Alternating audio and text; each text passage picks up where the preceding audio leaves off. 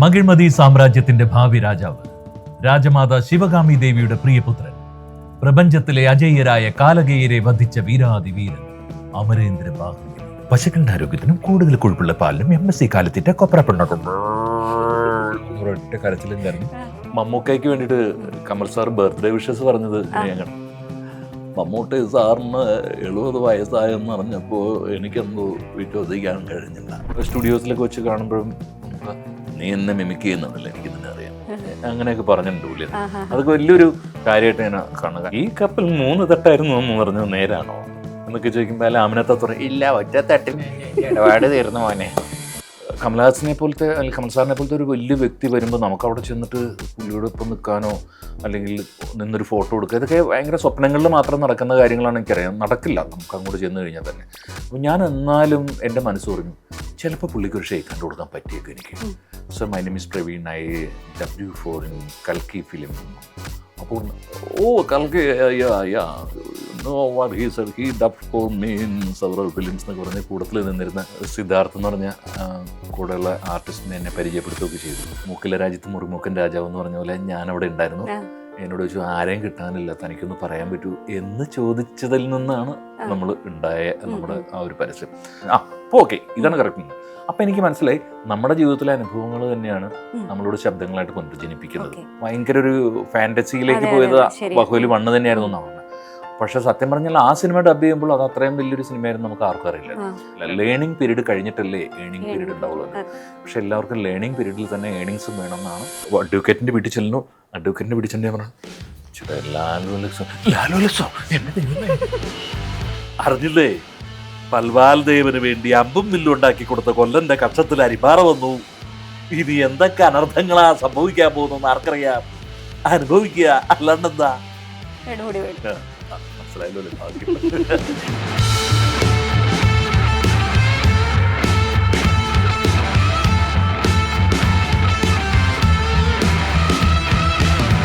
മകിഴ്മതി സാമ്രാജ്യത്തിന്റെ ഭാവി രാജാവ്, രാജമാത ശിവകാമി ദേവിയുടെ പ്രിയപുത്രൻ, പ്രപഞ്ചത്തിലെ അജയ്യരായ കാലകേയരെ വധിച്ച വില്ലാതിവീരൻ അമരേന്ദ്ര ബാഹുബലി.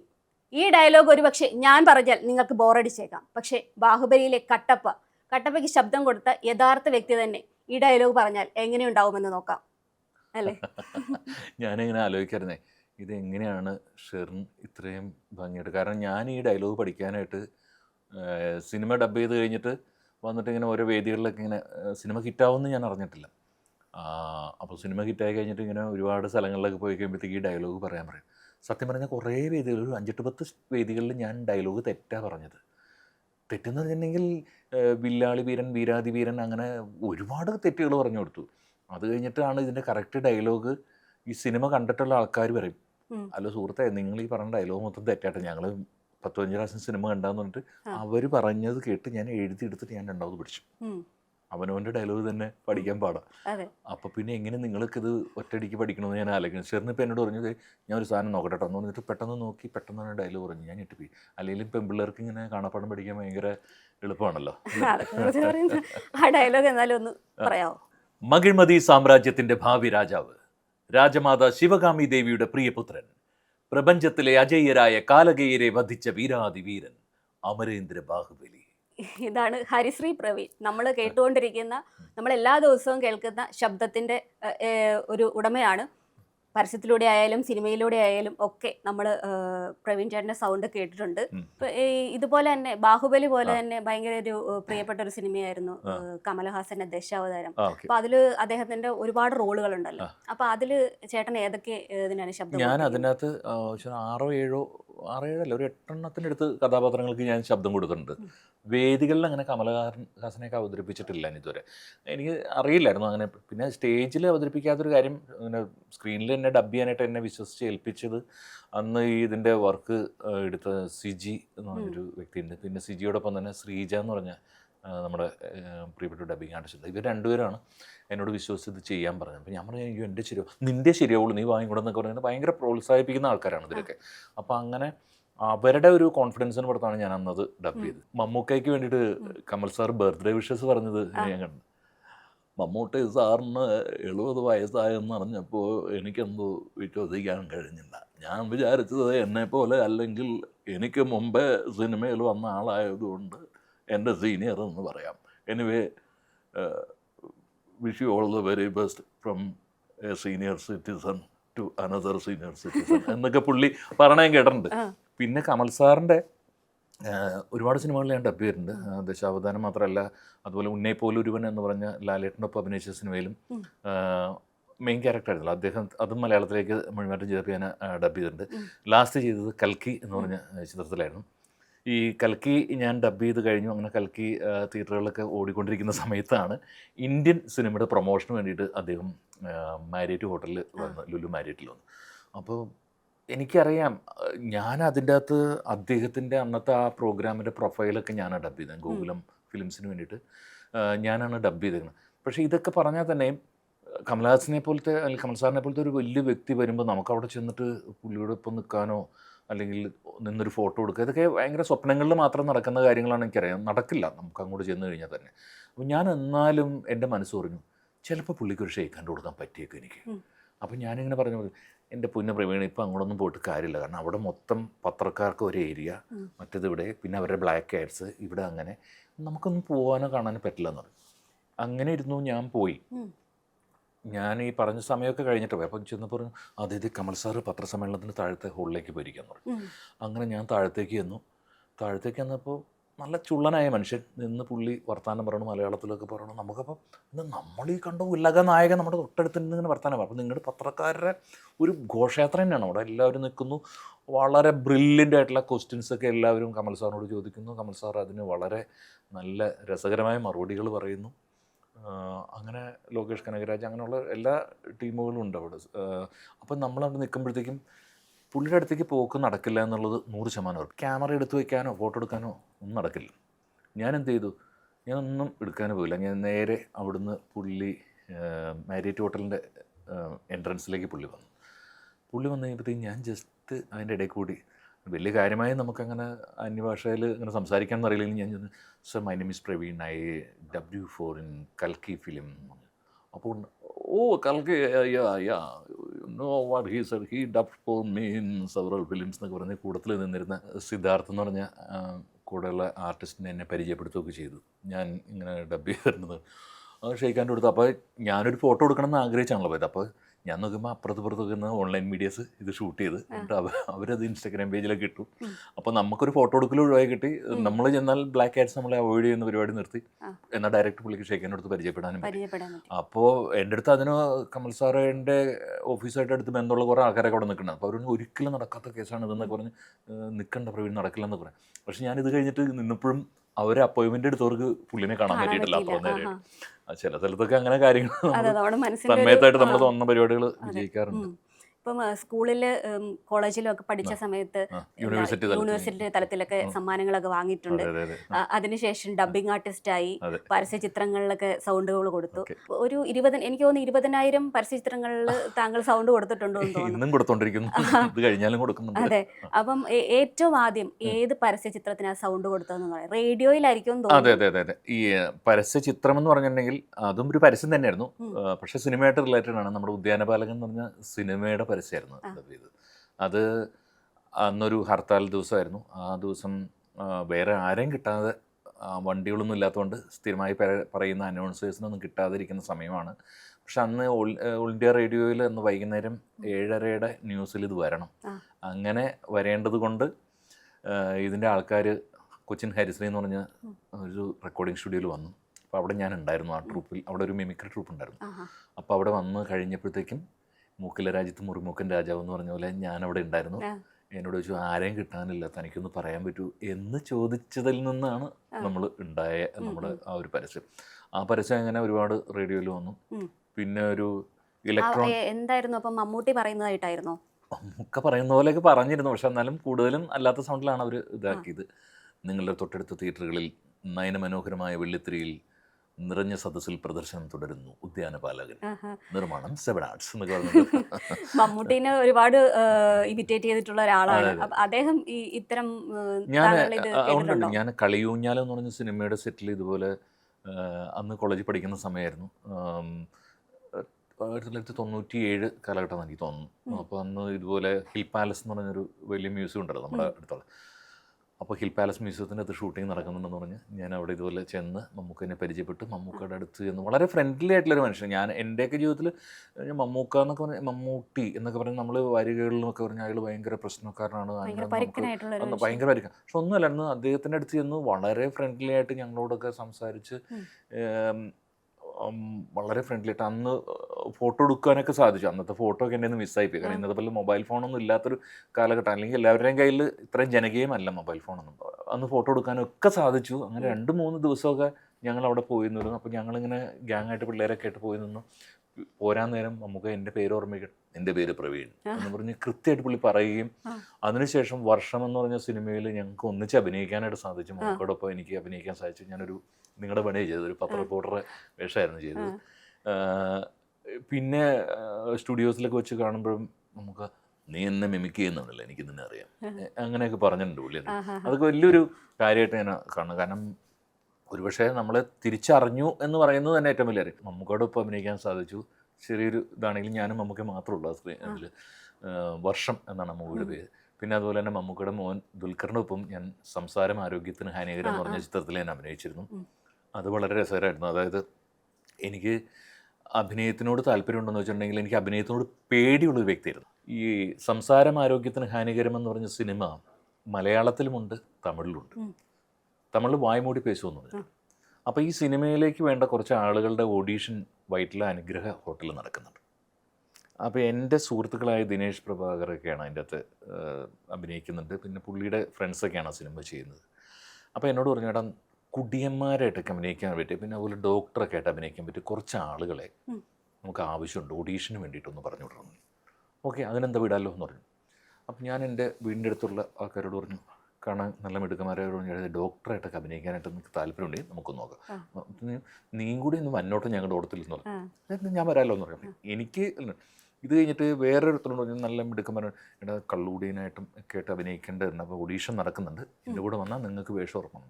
അതിനെന്താ നമുക്ക് ഒന്നിച്ച് പോകാമെന്ന് പറഞ്ഞു. ഇങ്ങനെ ഒരു ഗ്യാങ് ആയിട്ട് പോവാം. അപ്പോൾ ഇവിടെ ചെന്നിട്ട് ഇവന്മാരിങ്ങനെ ഓരോരുത്തരായിട്ട് ഈ തള്ളിവിടേണ്ട ഗതിയുടെ, അപ്പോൾ നീ ഒന്ന് ചെയ്ത് കാണിക്കുകയാണെങ്കിൽ ഞങ്ങൾക്ക് പോകാമെന്ന് പറഞ്ഞു. അപ്പോൾ അന്ന് ഞാൻ ചെന്നിട്ട് ഈ ഡോക്ടറെ ഇതും മറ്റതും ഒക്കെ ഞാനും അഭിനയിച്ച് കാണിച്ചു. ഇത് കഴിഞ്ഞിട്ട് എൻ്റെ കൂട്ടത്തിൽ അത്യാവശ്യം എനിക്കിങ്ങനെ നമ്മൾ ഒരു ഭയങ്കര മദ്യപാനൊന്നുമല്ല, വല്ലപ്പോഴൊക്കെ വല്ല കമ്പനി സ്റ്റേക്കിന് കഴിക്കുന്നുള്ള ഉള്ളൂ. പക്ഷേ സ്ഥിരമായി മദ്യപിക്കുന്ന കുറേ കൂട്ടുകാരുണ്ടായിരുന്നു എൻ്റെ ഒപ്പം. അപ്പോൾ അവർക്ക് മദ്യപാനത്തെ കടികളുടെ ചേഷ്ടകളും കാര്യങ്ങളും എല്ലാം നമ്മളെയൊക്കെ നന്നായി അറിയാവുന്നവരാണ്. നമ്മളൊക്കെ മറ്റുള്ളവർ ഒബ്സർവ് ചെയ്ത് കാണിക്കുന്നത്. അപ്പോൾ ഭയങ്കര രസകരമായ സംഭവം എന്ന് വെച്ചിട്ടുണ്ടെങ്കിൽ അടിച്ച് ഫിറ്റായി നടന്ന എൻ്റെ കുറേ കൂട്ടുകാരുണ്ടെന്നും അതിലൊരുത്തനെ ഡോക്ടറായിട്ട് സെലക്ട് ചെയ്തേക്കാം. അത്ര കണ്ട് വെള്ളടിയൊന്നും ഇല്ലാത്ത എന്നെ കുടിയനായിട്ട് സെലക്ട് ചെയ്തത്. അങ്ങനെ ആ സിനിമയിൽ അഭിനയിച്ചു. ഏകദേശം ഒരു 10-20 ദിവസത്തോളം മൂന്നാറിൽ വെച്ചിട്ടായിരുന്നു ഷൂട്ടിങ്. അതിന് ഭയങ്കര അത്രയും നീണ്ടൊരു ഷൂട്ടിങ്ങിൽ ഞാൻ ഇതുവരെ പങ്കെടുത്തിട്ടില്ല. ഡബ്ബിംഗ് എന്ന് പറഞ്ഞാൽ ഭാഗ്യം പരീക്ഷിക്കുന്ന പോലെയാണ്. അപ്പോൾ എങ്ങനെയാണ് ഡബ്ബിംഗ് എന്ന് പറയുന്ന ജോലി ഒരു പ്രൊഫഷനായിട്ട് തിരഞ്ഞെടുക്കാവേണ്ട ഒരു കാരണം? ആക്ച്വലി സ്വന്തം മുഖത്തെക്കുറിച്ചോ അല്ലെങ്കിൽ സ്വന്തം ശബ്ദത്തെക്കുറിച്ചോ ഭയങ്കര വലിയ കോൺഫിഡൻസ് ഉള്ള ഒരു വ്യക്തിയൊന്നും ആയിരുന്നില്ലാത്തത് കൊണ്ട് തന്നെ സിനിമ എന്ന് പറഞ്ഞ മായിക ലോകം അത് ഭയങ്കര സംഭവം തന്നെയാണ്. എൻ്റെ ജീവിതത്തിൽ സത്യം പറഞ്ഞാൽ മമ്മൂക്ക അല്ലെങ്കിൽ മമ്മൂട്ടി മോഹൻലാൽ ഇവരെയൊക്കെ നേരിട്ട് കാണുന്നതിനേക്കാൾ ഉപരി എൻ്റെ ജീവിതത്തിലെ ഏറ്റവും വലിയ ആരാധന കഥാപാത്രങ്ങൾ എന്ന് പറഞ്ഞിട്ടുണ്ടെങ്കിൽ അബി നാദിർഷയൊക്കെയായിരുന്നു. നാദിർഷ, അബി ഇവരുടെയൊക്കെ എവിടെയെങ്കിലും പ്രോഗ്രാം കണ്ടു കഴിഞ്ഞാൽ ഓടിച്ചെന്ന് ഇവരുടെയൊക്കെ ഇവർക്ക് അന്ന് ജുബ്ബയൊക്കെ ഇട്ടാണ് പ്രോഗ്രാം. ഒരു ജുബ്ബയിൽ തൊടാൻ പറ്റിക്കഴിഞ്ഞാൽ അതാണ് ജീവിതത്തിലെ ഏറ്റവും വലിയ അഭിലാഷം എന്ന് സത്യം പറഞ്ഞാൽ ഞാൻ ഇപ്പോഴും അവരെയൊക്കെ ആരാധന, അദ്ദേഹം അബി മരിച്ചുവെങ്കിലും എല്ലാവരെയും ഞാൻ ആരാധനയോട് നോക്കിക്കാണുന്ന ആളുകളാണ് ഇവരൊക്കെ. കാരണം അപ് ടു ഡേറ്റ് ആണ് ഇവരുടെയൊക്കെ കാര്യങ്ങൾ. ഇവരെയൊക്കെ നമുക്ക് എന്താ പറയുക, നമുക്ക് അവരെ കണ്ട് അതുപോലെ ആവണം എന്ന് ആഗ്രഹിച്ചിരുന്ന ഒരു ആളായിരുന്നു. അപ്പോൾ അങ്ങനെ മിമിക്രിയിൽ വന്നപ്പോൾ മിമിക്രിയിൽ ഞാൻ നമ്മുടെ ഒറ്റയാൾ പരിപാടികളായിരുന്നു കൂടുതലും. ഒറ്റയ്ക്ക് യൂണിവേഴ്സിറ്റി 3 പ്രാവശ്യം വിന്നറായിരുന്നു. 1996, 97, 98 തലയിലപ്പുറമ്പ് ദേവസ്വം ബോർഡ് കോളേജിൽ വിന്നറായിരുന്നു. അപ്പോൾ ഇനി എന്ത് എന്നുള്ള ചോദ്യത്തിൽ ഒരുപാട് മിമിക്രിക്കാരുണ്ട്. അപ്പം നമുക്ക് റൂട്ടൊന്ന് മാറ്റിവിടാം എന്നൊക്കെ നിൽക്കുന്ന സമയത്ത് ഞാൻ സംവിധാനം പഠിക്കാം എന്ന് വിചാരിച്ചു. എങ്ങനെയെങ്കിലും സംവിധായകനാകണമല്ലോ നമുക്ക് സംവിധായകനാണ്. അപ്പോൾ അതിന് വേണ്ടിയിട്ട് പല സ്ഥലത്തും നിന്നു. ഞാൻ ആകെപ്പാടെ നേരിട്ട് കണ്ടിട്ടുള്ള ഒരു സിനിമാ നടൻ എന്ന് പറഞ്ഞാൽ അന്നത്തെ കാലത്തൊക്കെ ഈ ഞങ്ങളുടെ അടുത്തുള്ള ലാലു ലക്ഷ്മണൻ. അദ്ദേഹം ഒരു നീല സെൻ കളർ കാറിൽ വരും. അപ്പോൾ ഇദ്ദേഹത്തോട് പോലും പോയി സംസാരിക്കാനായിട്ട് നമുക്ക് പേടിയാണ്, അല്ലെങ്കിൽ ഒരത്ര ഇതല്ല. അപ്പം അന്ന് ടൈറ്റാനിക് എന്ന് പറഞ്ഞൊരു കാസറ്റ് ഇറങ്ങി. ഈ കാസറ്റ് ഭയങ്കര ഹിറ്റായിരുന്നു. അതെന്ന് വെച്ചിട്ടുണ്ടെങ്കിൽ ടൈറ്റാനിക്കിൻ്റെ തന്നെ ഒരു ആക്ഷേപഹാസ്യ കാസറ്റാണ്. അപ്പോൾ അതിനകത്ത് മുങ്ങിക്കപ്പലിൻ്റെ ക്യാപ്റ്റനായിട്ടാണ് ലാലു അലക്സിൻ്റെ ശബ്ദം അതിനകത്ത് കൊടുക്കുന്നത്. ഈ കപ്പൽ 3 തട്ടായിരുന്നു എന്ന് പറഞ്ഞത് നേരാണോ എന്നൊക്കെ ചോദിക്കുമ്പോൾ അല്ല അമിനത്ത പറയും, ഇല്ല, ഒറ്റ തട്ടിന് ഇടപാട് തീർന്നു മോനെ, you are talking the story of the കപ്പൽ എന്നൊക്കെ പറഞ്ഞിട്ട് ഈ ഇതൊക്കെ ഇങ്ങനെ പുള്ളിക്കാരൻ്റെ ഡയലോഗൊക്കെ പറഞ്ഞ്. അപ്പോൾ അന്ന് പുള്ളി കുറച്ച് നാൾ സിനിമയിൽ നിന്ന് വിട്ടു നിൽക്കുന്ന ഒരു ഇതായിരുന്നു. കാരണം പുള്ളിയുടെ ഒരു മകൻ്റെ മരണത്തോടനുബന്ധിച്ച് കുറച്ച് നാൾ ഞാൻ മനസ്സിലാക്കുന്നുള്ളൂ.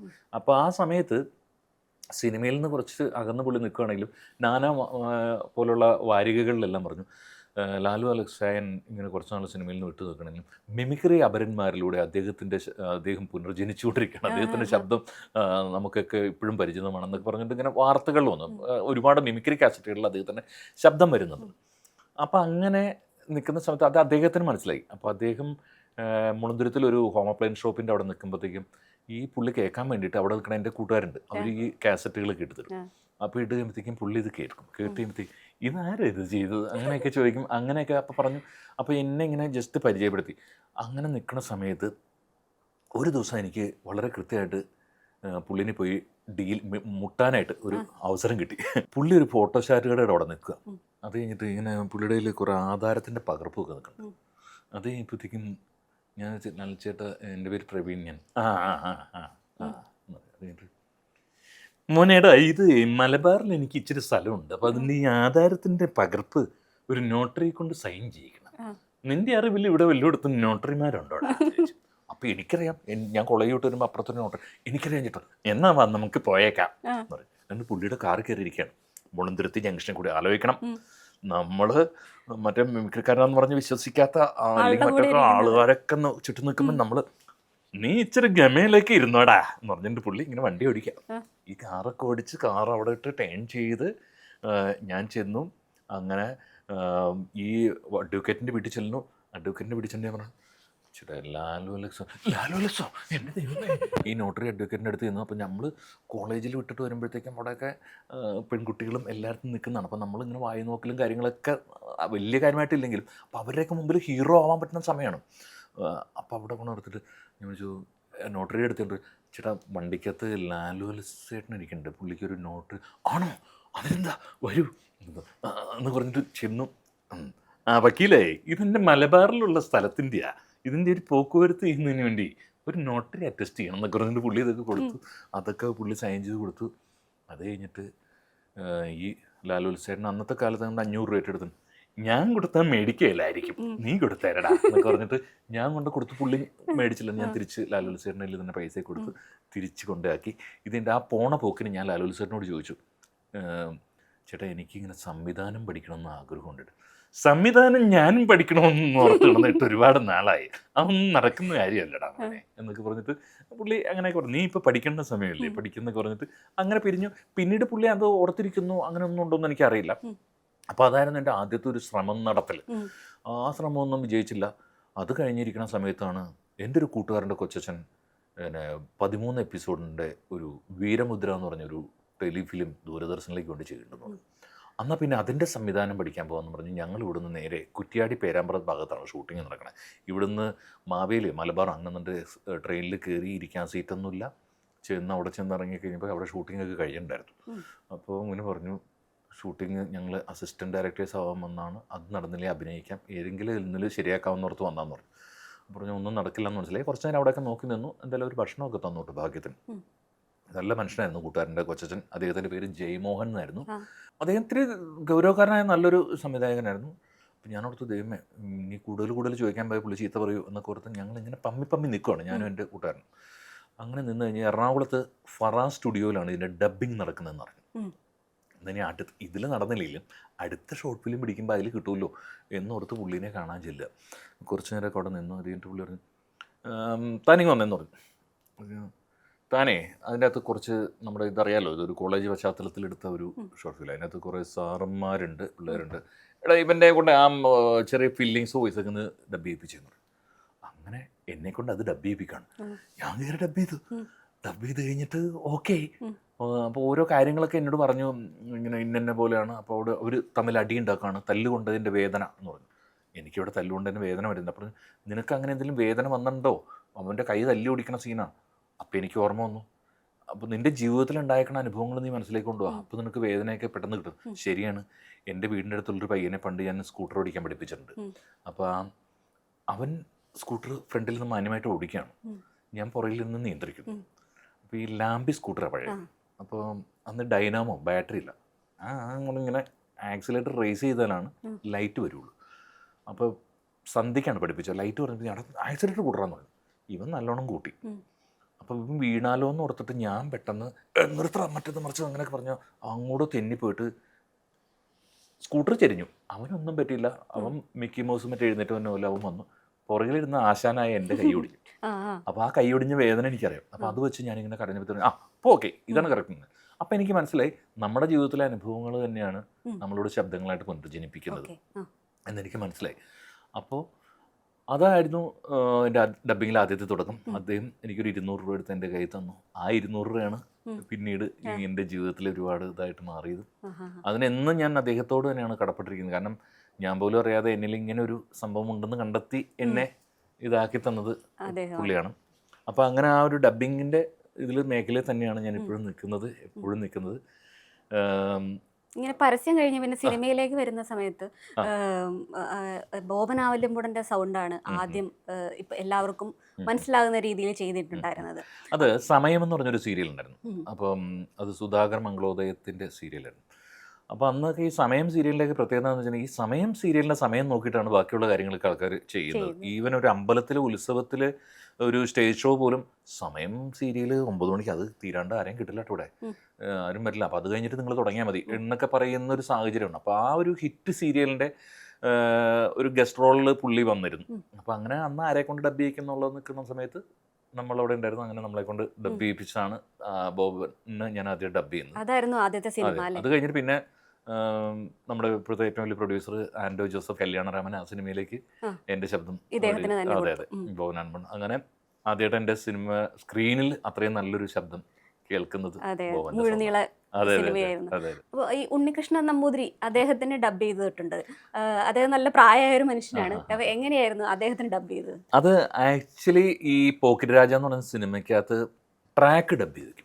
അപ്പോൾ അങ്ങനെ അന്ന് ആ സിനിമയിലുള്ള ഓൾമോസ്റ്റ് എല്ലാ നടന്മാരുടെയും ട്രാക്ക് രാത്രിക്ക് നിന്ന് ഇങ്ങനെ ഡബ് ചെയ്യണം. ഡബ് ചെയ്ത സമയത്ത് ഉണ്ണികൃഷ്ണൻ നമ്പൂതിരി അതിൻ്റെ അകത്തുണ്ട്. അങ്ങനെ ഉണ്ണികൃഷ്ണൻ നമ്പൂതിരിക്ക് ഞാൻ ഡബ് ചെയ്തു. അപ്പോൾ അങ്ങനെ ഡബ് ചെയ്ത് കഴിയുമ്പോഴത്തേക്കും അത് കുഴപ്പമില്ല, അത് മായ്ക്കണ്ട, പുള്ളിയുടെ തന്നെ വെച്ചോ എന്ന് ഡയറക്ടർ പറഞ്ഞതാണ്. അമ്മയില്ലാത്തൊരു കുട്ടിയല്ലേ, അതുകൊണ്ടാണ് ഞാൻ പറഞ്ഞത്. അങ്ങനെയൊക്കെ ഉള്ളൊരു ശബ്ദമായിരുന്നു. കാരണം ഈ കാരണന്മാരുടെ ശബ്ദം ഇമിറ്റേറ്റ് ചെയ്യുന്നതിൻ്റെ പിന്നിലുള്ളൊരു കാര്യം എന്ന് വെച്ചിട്ടുണ്ടെങ്കിൽ ഇപ്പോൾ എൻ്റെ അച്ഛൻ്റെ ശബ്ദം അല്ലെങ്കിൽ എൻ്റെ വീടിൻ്റെ അപ്പുറത്തുള്ള ആളുകളുടെയൊക്കെ ശബ്ദം എനിക്ക് ബൈഹാർട്ടായിട്ട് അറിയാം. അപ്പോൾ ഞാൻ അതുപോലുള്ള ആ ബോഡി ലാംഗ്വേജ് ഉള്ള ആളുകളെയൊക്കെ കാണുമ്പോൾ അതേപോലത്തെ ശബ്ദം കൊടുക്കാറുണ്ടായിരുന്നു. അങ്ങനെ കൊടുത്തപ്പോൾ അത് ഓക്കെ ആയതായിരുന്നു ഉണ്ണികൃഷ്ണൻ. ഇതിപ്പോൾ നമ്മൾ ഡബ് ചെയ്യുന്ന സമയത്ത് ഓരോ ആൾക്കാർക്കും ഓരോ തരത്തിലുള്ള വോയിസ് മോഡുലേഷൻ ആയിരിക്കുമല്ലോ. അപ്പം എങ്ങനെയാണ് അവർ ഇതെങ്ങനെ ക്യാച്ച് ചെയ്യുന്നതും അതെങ്ങനെയാണ് അത് പറയുന്നത്, അതിൻ്റെ ടെക്നിക്ക് എങ്ങനെയാണ്? അല്ല, ബേസിക്കലി നമുക്ക് അതിനകത്തൊരു സ്ക്രിപ്റ്റ് ഉണ്ടാവും. എല്ലാത്തിനും ഒരു സ്ക്രിപ്റ്റഡ് ആയിരിക്കും. പിന്നെ ഇപ്പോൾ ഈ വയ്യായികയുടെയും അല്ലെങ്കിൽ ആധിക്യത്തിൻ്റെയും ഒക്കെ ഓരോ ശബ്ദങ്ങൾ അതിൻ്റെ ഒപ്പം നമ്മൾ ഇട്ട് കൊടുക്കുമ്പോൾ ഇപ്പോൾ ഒരാളിരിക്കുമ്പോൾ എന്നൊക്കെ പറഞ്ഞിട്ടായിരിക്കുമല്ലോ ഒരു അപ്പൂപ്പൻ ഇരിക്കുന്നത്. അപ്പോൾ അത്രയും ചില ശബ്ദങ്ങളായിരിക്കാം ചിലപ്പോൾ ഇവരുടെ ആ ഒരു ഒറിജിനാലിറ്റി കൊണ്ടുവരുന്നത്. അത്രയും നിരീക്ഷണം വേണം. അതെ, തീർച്ചയായിട്ടും നിരീക്ഷണം വേണം. നിരീക്ഷണം എന്ന് പറഞ്ഞാൽ നമ്മളിങ്ങനെ കൃത്യമായിട്ട് ഭൂതകണ്ണാടി വെച്ചല്ല, നമ്മൾ ഓൾറെഡി നമ്മുടെ പ്രായോഗിക ജീവിതത്തിൽ നമ്മൾ ഇവരെയൊക്കെ കണ്ടുമുട്ടുന്നുള്ളൂ. എല്ലാം ഒരു ആക്ടർക്ക് എന്തൊക്കെയാണ് ഒബ്സർവേഷൻ എന്നുള്ളത് അതുപോലെ തന്നെ ഒരു ഡബ്ബിങ് ആർട്ടിസ്റ്റിന് വേണമെന്ന് തന്നെയാണ് ഞാൻ പറയുന്നത്. അതല്ല എന്നുണ്ടെങ്കിൽ ഡബ്ബിങ് ഒരു ഡബ്ബറാവും. നമുക്ക് ഒരു പർട്ടിക്കുലർ ഡയലോഗ് സ്ക്രിപ്റ്റിൽ എഴുതി വെച്ചിരിക്കുന്നു, ആർട്ടിസ്റ്റ് അവിടെ പെർഫോം ചെയ്തിരിക്കുന്നു, അത് തന്നെ നമ്മൾ പറയുകയും അത് തന്നെ അവിടെ ഡബ് ചെയ്ത് വെക്കുകയും ചെയ്യുന്നവരിനോട് എനിക്ക് യോജിപ്പില്ല. ഈവൻ ചിലപ്പോൾ ഇപ്പോൾ എല്ലാവരും പറയാറുണ്ട് ചില ആളുകൾ ടെക്നിക്കൽ പെർഫെക്ഷൻ ആയിരിക്കും ഭയങ്കര ഇമ്പോർട്ടൻസ് കൊടുക്കുന്നത്. പക്ഷെ ഒരു നല്ല സൗണ്ട് എഞ്ചിനീയറും ഒരു നല്ല സംവിധായകനും ആണ് നമ്മളുടെ ഓപ്പോസിറ്റ് ഇരിക്കുന്ന അല്ലെങ്കിൽ നമ്മളെ ഗൈഡ് ചെയ്യാനിരിക്കുന്നതെങ്കിൽ തീർച്ചയായിട്ടും അവർ തന്മയത്വം എന്ന് പറഞ്ഞൊരു കാര്യമുണ്ട്, അതിനുകൂടി അവരൊരു ഇമ്പോർട്ടൻസ് കൊടുക്കും. അങ്ങനെ കൊടുക്കുമ്പോഴാണ് ഭയങ്കര ലൈവായിട്ടൊക്കെ നമുക്ക് തോന്നുന്നു. ഇപ്പോൾ ബാഹുബലിയിൽ ഫസ്റ്റിലും സെക്കൻഡ് പാർട്ടിലും ഒക്കെ ശബ്ദം കൊടുത്തിട്ടുണ്ടെന്ന് പറയുന്നു. എങ്ങനെയാണ് കട്ടപ്പയുടെ ശബ്ദം കൊടുക്കാൻ വേണ്ടിയിട്ട് എന്തൊക്കെ പ്രിപ്പറേഷൻസ് ആണ് ചെയ്തിട്ടുള്ളത്? പ്രിപ്പറേഷൻ കുറേ നല്ല ഘനഗാംഭീര്യം ഉള്ള ശബ്ദമാണല്ലോ. അതെന്താ അറിയണ്ടേ, ശരിക്കും ആദ്യത്തേത് ചെന്നൈയിലായിരുന്നു. ആദ്യത്തെ ചെന്നൈയിൽ ഡബ്ബിങ് നടക്കുമ്പോൾ നമ്മൾ ഒട്ടും പ്രതീക്ഷയില്ല ഇത് ഭയങ്കര ഹിറ്റാകാൻ പോകുന്ന ഒരു സിനിമയാണെന്നേ നമുക്കറിയില്ല. അപ്പോൾ നമുക്ക് അതിൻ്റെതായ ഒരു പേടിയോ അങ്ങനെ പ്രശ്നങ്ങളൊന്നും ഇല്ലാതെ ആ ബാഹുബലി എന്ന് പറഞ്ഞാൽ ഭയങ്കര വലിയൊരു വടവൃക്ഷത്തെ നമ്മൾ വളരെ പേടിയില്ലാതെ ഈസി ആയിട്ടായിരുന്നു അതിനെ സമീപിച്ചത്. കാരണം ഈ പടം ഇങ്ങനെ ഹിറ്റാകാൻ പോകുമെന്ന് നമുക്കറിയില്ല. അവരുടെ തന്നെ ഒരു പരീക്ഷണമായിരുന്നു. അപ്പോൾ നമ്മളങ്ങനെ ഡബ്ബ് ചെയ്യുന്നു. അപ്പോൾ നമ്മൾ ഡബ്ബ് ചെയ്യുമ്പോൾ അതിനകത്ത് ഈ പറഞ്ഞ പോലെ ഭയങ്കര സംഭവമായിട്ടുള്ള ഒന്നും കാണാൻ പറ്റില്ല. കാരണം ഗ്രീൻ മാറ്റും ബ്ലൂ മാറ്റും ഉള്ള റോ ഫയലിലാണ് നമ്മൾ ഡബ്ബ് ചെയ്യുന്നത്. അപ്പോൾ അതുകൊണ്ട് തന്നെ ഇത് ഇത്ര ഇമ്പാക്റ്റ് ഈ സിനിമയ്ക്ക് ഉണ്ടാവും നമുക്ക് അറിയില്ല. അപ്പോൾ നമ്മൾ വലിയ പ്രശ്നമില്ലാതെ നമുക്ക് പറഞ്ഞ രീതിയിൽ നമ്മൾ ഡബ്ബ് ചെയ്തു. നമുക്ക് ഡയലോഗിൻ്റെ കാഠിന്യവും അല്ലെങ്കിൽ ഡയലോഗിൻ്റെ കാര്യങ്ങളൊക്കെ അവിടെ അവരൊക്കെ പറഞ്ഞു തന്നു. നമ്മൾ ഡബ്ബ് ചെയ്തു. ഈ സിനിമയായി പുറത്തിറങ്ങി കഴിഞ്ഞപ്പോഴാണ് നമ്മൾ ഇത്രയും വലിയൊരു സിനിമയിലായിരുന്നു നമ്മൾ വർക്ക് ചെയ്തിരുന്നതെന്ന് അതിൻ്റെ അകത്തുള്ള ഓരോ ഡബ്ബിങ് ആർട്ടിസ്റ്റും മനസ്സിലാക്കും. എനിക്ക് പറഞ്ഞാൽ വിഷ്വൽ ബ്യൂട്ടി ശരിക്കും പറഞ്ഞാൽ പലർക്കും ഇപ്പോഴും പറയും, ഇപ്പോൾ ഓരോരുത്തർക്കും ഓരോ ഒപ്പീനിയനാണ്. ബാഹുബലി 1-നെയാണ് എല്ലാവരും കൂടുതലായിട്ട് പറയുന്നത്. അത്രയും ഒരു ഭയങ്കര ഒരു ഫാൻറ്റസിയിലേക്ക് പോയത് ബാഹുബലി 1 തന്നെയായിരുന്നു എന്നാണ് പറഞ്ഞത്. പക്ഷേ സത്യം പറഞ്ഞാൽ ആ സിനിമ ഡബ്ബ് ചെയ്യുമ്പോൾ അത് അത്രയും വലിയൊരു സിനിമയായിരുന്നു നമുക്ക് ആർക്കും അറിയില്ല. രണ്ടാമത്തെ സിനിമ എന്തായാലും വരുമ്പോൾ ഭയങ്കര ഗംഭീരമാണല്ലോ. അപ്പോൾ നമ്മൾ ഭയങ്കര തയ്യാറെടുപ്പോടുകൂടി നമുക്ക്, പ്രത്യേകിച്ച് നമ്മളിപ്പോൾ ഒരു ശബ്ദം കൊടുക്കാൻ പോകുന്ന ആൾക്ക് എന്ത് തയ്യാറെടുപ്പ് നമ്മൾ നടത്തുന്നത്, നമ്മൾക്ക് ആകെ എടുക്കാൻ പറ്റുന്ന ഒരു തയ്യാറെടുപ്പ് എന്ന് പറഞ്ഞിട്ടുണ്ടെങ്കിൽ നമ്മുടെ മൈൻഡ് സെറ്റ് ഫ്രീ ആവാന്നുള്ളതാണ്. അതിന് ആദ്യം തന്നെ അവർ ചെയ്തതെന്ന് വെച്ചിട്ടുണ്ടെങ്കിൽ, ഇപ്പോൾ പിന്നെ എല്ലാ സിനിമകളിലും ഫോണൊക്കെ മാറ്റി വെച്ചിട്ടാണ്. ആദ്യം തന്നെ ഈ സാധനം ഫോൺ അവിടെ നിന്ന് മാറ്റി അങ്ങ് വെച്ചവർ 3 ദിവസത്തേക്ക് ഫോണൊന്നും ഉപയോഗിക്കണ്ട, നമ്മുടെ ഒപ്പം തന്നെ നിങ്ങൾ നിൽക്കണം, നിങ്ങൾ സംസാരിക്കണം. അപ്പോൾ അവരിങ്ങനെ ഇംഗ്ലീഷിലും തമിഴിലും അവരുടെ ഭാഷയിലൊക്കെ സംസാരിച്ച് അവർ ഇതെന്താണ് ഇതിൻ്റെ കഥ എന്നുള്ളത് കൃത്യമായിട്ട് നമ്മൾ മനസ്സിലാക്കി തന്നവർ. സത്യം പറയാമല്ലോ, പൈസ മാത്രം മോഹിച്ചിട്ട് ഡബ്ബിങ്ങിന് പോകുമ്പോൾ ഒരിക്കലും ഇങ്ങനെ ചെയ്യാനൊന്നും പറ്റില്ല. നമുക്ക് എല്ലാവരും പറഞ്ഞു നമുക്ക് എത്ര പൈസ കിട്ടും എന്ന് ചോദിക്കുന്നതിന് നമുക്ക് എന്ത് ചെയ്യാനുണ്ടെന്ന് ഒരാളും ചോദിക്കാറില്ല ഇപ്പോൾ. സത്യം പറഞ്ഞാൽ ആ വർക്കിലൊക്കെ ചെയ്ത എല്ലാവരും നമുക്ക് എന്താ ഇതിൻ്റെ അകത്ത് ചെയ്യാനുള്ളതെന്ന് വെച്ചാൽ, നമുക്ക് എത്ര പൈസ കിട്ടുന്നുള്ളതിനേക്കാൾ ഉപരി നമുക്ക് എന്തൊക്കെ ചെയ്യാനുള്ളതെന്ന് ചോദിച്ചിട്ട് തന്നെയാണ് പോയത്. അപ്പോൾ നമുക്ക് ഇന്ന ഇത് ചെയ്യാനുണ്ട്. അപ്പോൾ നമ്മൾ മൊബൈൽ ഫോണൊക്കെ മാറ്റി വെച്ചൊരു 3 ദിവസം ഹൈദരാബാദിൽ അങ്ങനെ നിൽക്കുകയാണ്. നിന്ന് കഴിയുമ്പോൾ രാജമൗലി സാറിൻ്റെ അസോസിയേറ്റ് ആയിട്ടുള്ള വിജയകുമാർ സാറ്, അദ്ദേഹമൊക്കെ വന്നിട്ട് നമ്മൾ മങ്കൊമ്പ് സാറ്, എല്ലാവരും വന്ന് നമുക്ക് ഓരോ കാര്യങ്ങളും പറഞ്ഞു തരികയും ഒരുപാട് സമയം ബ്രേക്ക് എടുത്തൊക്കെയാണ് നമ്മൾ വളരെ ആസ്വദിച്ച് ചെയ്തത്. ഇപ്പോൾ ഈ പാട്ട് പഠിക്കുക, ഡാൻസ് പഠിക്കുക, ചിത്രം വരെ പഠിക്കുക, അതൊക്കെ നമുക്ക് പഠിച്ചെടുക്കാൻ പറ്റും. അപ്പോൾ സൗണ്ട് എന്ന് പറയുന്നത് നമ്മുടെ ഉള്ളിൽ നിന്ന് ഇങ്ങനെ വരുന്ന ഒരു സാധനം, അതിനെ ഇങ്ങനെ മേക്ക് ചെയ്തെടുക്കുന്നത് കുറച്ച് പ്രയാസമുള്ളൊരു കാര്യമാണ്. കേൾക്കുന്നത് എല്ലാവർക്കും ഇഷ്ടപ്പെടണമെന്നില്ല, ചിലർക്ക്. കാരണം നമ്മൾ ഈ ഇമിറ്റേറ്റ് ചെയ്തൊക്കെ കാണിക്കുമ്പോൾ മെയിനായിട്ടുള്ള കാര്യം എന്തെങ്കിലും അവരൊരു വീക്ക്നെസ്സിനെ, ഒരു കാരിക്കേച്ചർ, ശരിക്കും പറഞ്ഞാൽ ഒരാളുടെ കാരിക്കേച്ചർ എങ്ങനെയാണോ വരയ്ക്കുന്നത്, ആ കാരിക്കേച്ചർ വരയ്ക്കുന്ന പോലെ അവരുടെ ശബ്ദത്തിൽ കുറച്ച് എക്സാജറേറ്റ് ചെയ്യും നമ്മൾ അവരുടെ പ്രശ്നങ്ങളെ. അതാണ് അല്ലെങ്കിൽ പ്രശ്നങ്ങളെ അല്ലെങ്കിൽ അവരുടെ ആ ഒരു ശൈലികളെ എക്സാജറേറ്റ് ചെയ്ത് എല്ലാവർക്കും ഇഷ്ടപ്പെടണമെന്നൊന്നുമില്ല. ഞാൻ MSAയിട്ടിനൊക്കെ വേണ്ടിയിട്ട് ഡബ് ചെയ്തിട്ടുണ്ട്. MSAയിട്ടിന് വേണ്ടിയിട്ട് സിനിമകളിൽ ഡബ് ചെയ്തിട്ടുണ്ട്. അതുപോലെ തന്നെ നാരായണൻ നായർ, കോഴിക്കോട് നാരായണൻ നായർ, ഇവരൊക്കെ എന്നെ പ്രോത്സാഹിപ്പിച്ചിട്ടുള്ള ആൾക്കാരാണ്. കാരണം നാരായണേട്ടൻ്റെ സീരിയലുകൾക്ക് വേണ്ടിയിട്ട് ഒരുപാട് ഞാൻ ഡബ് ചെയ്തിട്ടുണ്ട്. നാരായണേട്ടൻ എന്ന് പറഞ്ഞാൽ മനസ്സിലായ ആളെ ഹിറ്റ്ലർ സിനിമയിലും അതുപോലെ തന്നെ വാത്സല്യം സിനിമയിലേക്ക് മേലെടുത്ത രാഘവൻ നായരല്ലേ ഈ പറമ്പിൻ്റെയും പുഴയിടത്തിൻ്റെയും കണക്കൊക്കെ ഇത്രയും നാളെ നോക്കി നടത്തിയിരുന്നത്, ഇനി അതിനൊക്കെ ഒരു കണക്ക് വേണം എന്ന് പറയുന്ന ആളല്ലേ ഈ പുള്ളി. അതുപോലെ തന്നെ ദൃശ്യത്തിൽ ഇല്ലേ സാറേ, ജോർജ് കുട്ടി അത്തരക്കാരനല്ല, ചില ദിവസങ്ങളിൽ വൈകുന്നേരം കഞ്ഞി കുടിക്കാൻ വരാറില്ല, എന്താ സാറേ പ്രശ്നം എന്നൊക്കെ ചോദിക്കില്ലേ. അപ്പോൾ ആ പുള്ളിക്കൊക്കെ ഞാൻ ഈ സിനിമകളിൽ അല്ലെങ്കിൽ അവർക്കൊക്കെ എന്നെ നാരായണൻ എന്നെ ഭയങ്കര വിശ്വാസം തോന്നി. എനിക്ക് വരാൻ പറ്റാത്തപ്പോഴൊക്കെ നീ പോയി ചെയ്തോ, നിൻ്റെ നമ്പർ എങ്ങോട്ട് തരൂ എന്നൊക്കെ പറഞ്ഞിട്ട് എന്നെ വിളിച്ചിട്ടുണ്ട്. കാരണം പുള്ളി സീരിയലിലൊക്കെ മനസ്സ് എന്നൊക്കെ പറഞ്ഞൊരു സീരിയലുണ്ടായിരുന്നു. ആ സീരിയലിലൊക്കെ ത്രൂ ഔട്ട് അദ്ദേഹത്തിന് വേണ്ടി ഞാൻ ഡബ് ചെയ്തിരുന്നു.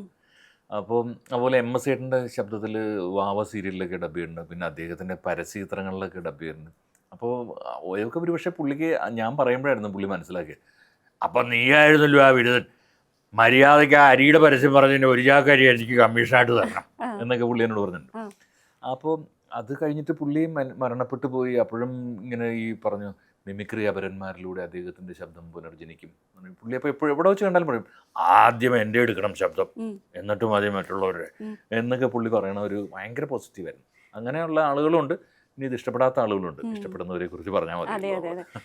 അതുപോലെ ഈ മിമിക്രി എന്ന് പറയുമ്പോഴത്തേക്കും സാധാരണ നമ്മൾ സ്കൂളിൽ പഠിക്കുമ്പോഴൊക്കെ കേട്ടിരുന്നത് പട്ടിയുടെയും പൂച്ചയുടെയും ഒക്കെ സൗണ്ട് അനുകരിക്കുന്ന, അതങ്ങനെ നമ്മൾ സ്കൂളിൽ ചെയ്തിട്ടുണ്ട്.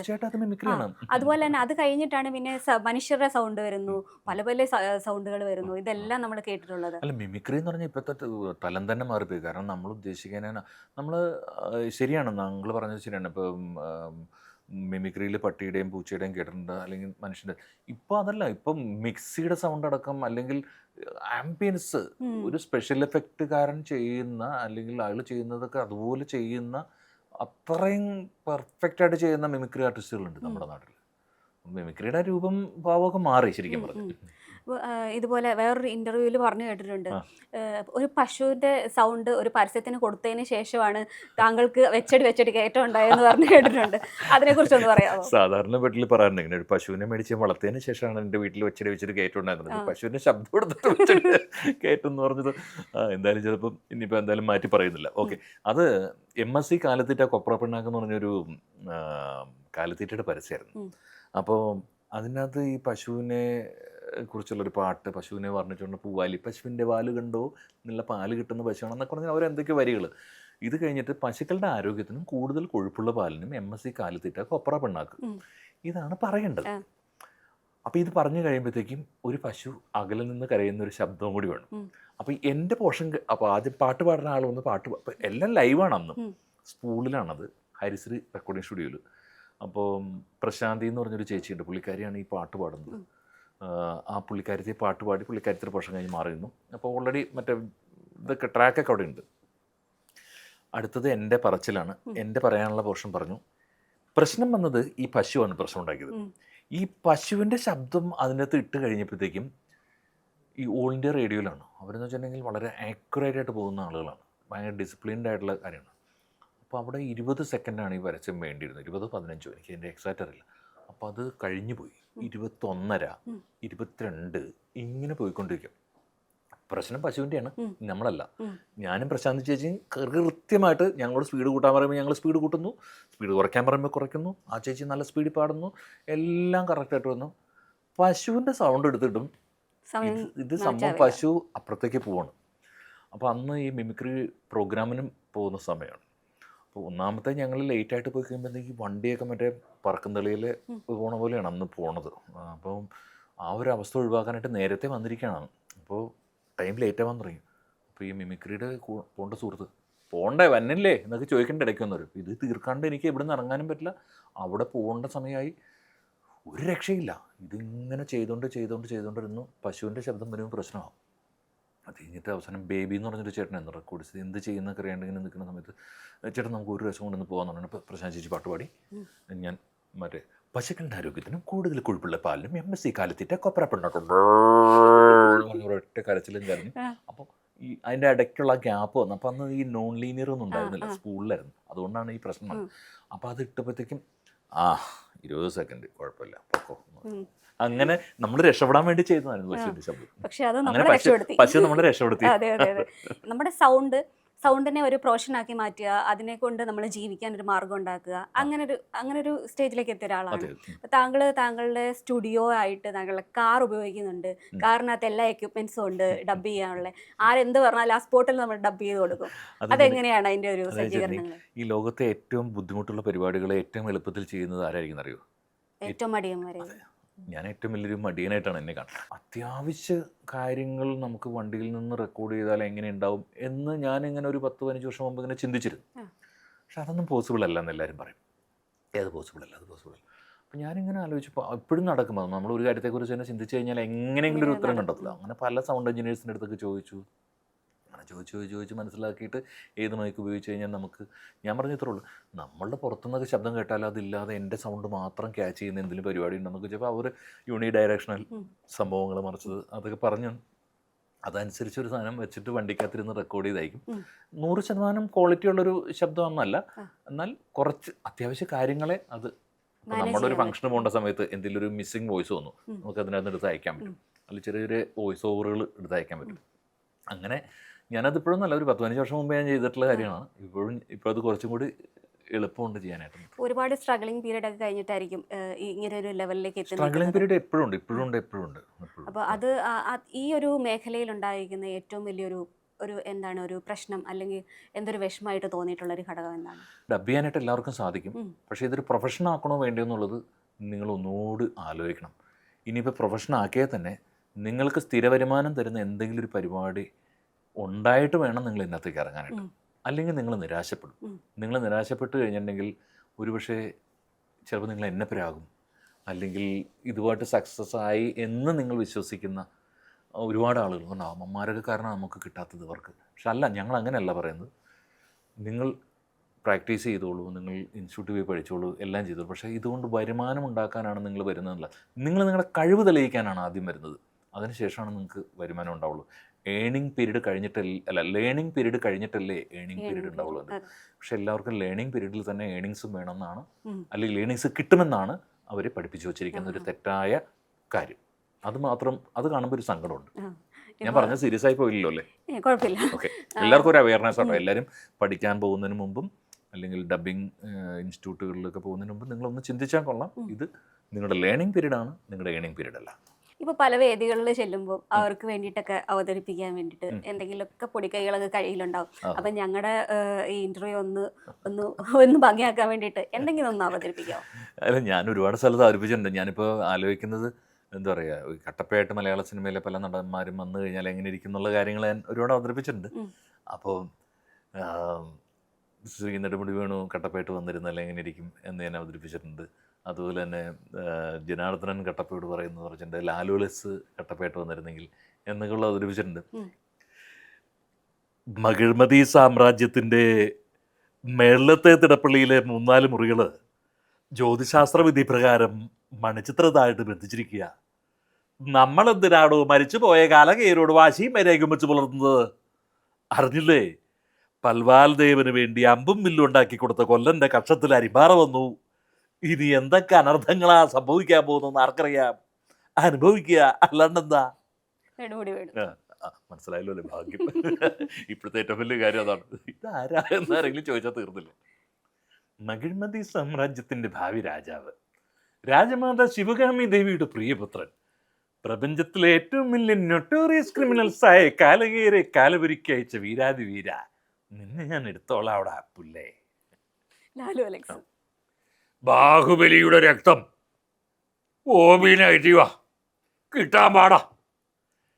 ഏത് കൈകളാൽ നിന്റെ മകനെ താലോലിക്കണമെന്ന് പറഞ്ഞിരുന്നു, അതേ കൈകൊണ്ട് തന്നെ നിന്റെ ഭർത്താവിനെ ഞാൻ കൊന്നു. പുള്ളി ആയിരുന്നെങ്കിൽ അങ്ങനെ ഒക്കെ പോന്നു. അപ്പൊ ഇത്രയും നല്ലൊരു ഇന്റർവ്യൂ ഞങ്ങൾക്ക് തന്നതിന് വളരെ സന്തോഷം. നല്ലൊരു അനുഭവമായിരുന്നു. Okay, thank you so much.